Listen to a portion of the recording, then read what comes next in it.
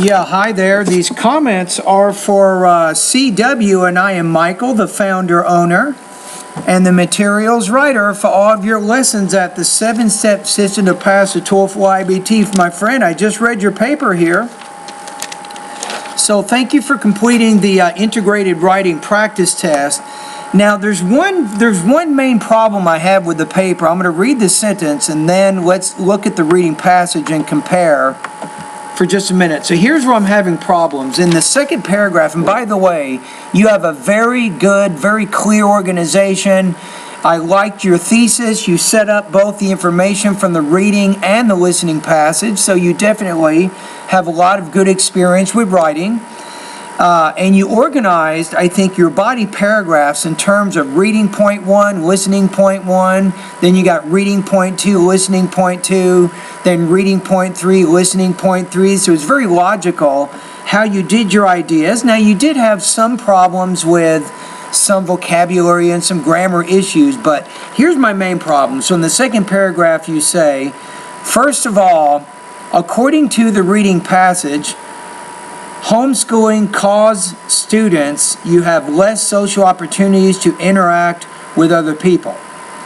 You say this is because the students can learn how to cooperate with other students at school, but homeschooling.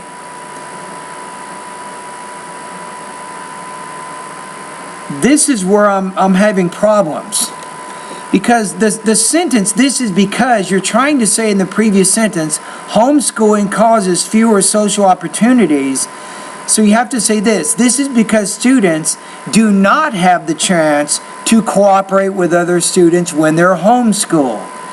But you didn't say that. In your sentence, you said because students can learn how to cooperate. So the sentence that you said there wasn't logical. It didn't follow the sentence that you said before. So there were some kind of logical problems in how you structured that. So your second paragraph was a little bit unclear, I'll be honest with you. But the rest of it was actually pretty good. Now let's talk about some language use issues that you're having here. So in your second paragraph, the second to the last line, you say, an homeschooling environment can have students feel relaxed and secure. You want to say, and it can make students feel relaxed and secure. So I would use the word make there, not have. So that's a word choice issue I just wanted to point out. Now, in the third paragraph, I want to point out another problem. In the second to the last sentence of the paragraph, you say, in homeschool have complete access to educational technology so that homeschool students can opportunities to credentialed teachers through. So there you want to use the word have. So you can say homeschool students can have opportunities. So sometimes you'll put a word in there that's not the right word. In other cases, you won't put the word in that's needed to express your idea. So you have to be careful about that. Now here's another problem in the fourth paragraph. You say in the first sentence, finally, the reading passage contends that the positive behaviors of being on time and responsible could be disappear. Because there is, you say there's no relevant, you want to say there is no relevant, so you don't have your verb in there. But right before that, though, you say could be disappear. I would just say could disappear. Once you use the word be, then you have to use passive. You would say could be disappeared, but I don't think you need passive voice here, so you just don't need to put the be verb in there at all. So again, there is a tendency for you to either use the wrong word when you're using it or to not put the word in there that's needed to express your ideas. So that's also a problem with your writing. But overall, though, you have a pretty accurate, complete response with the unclear ideas in that second paragraph, as I pointed out. All right, now let's talk about your grade.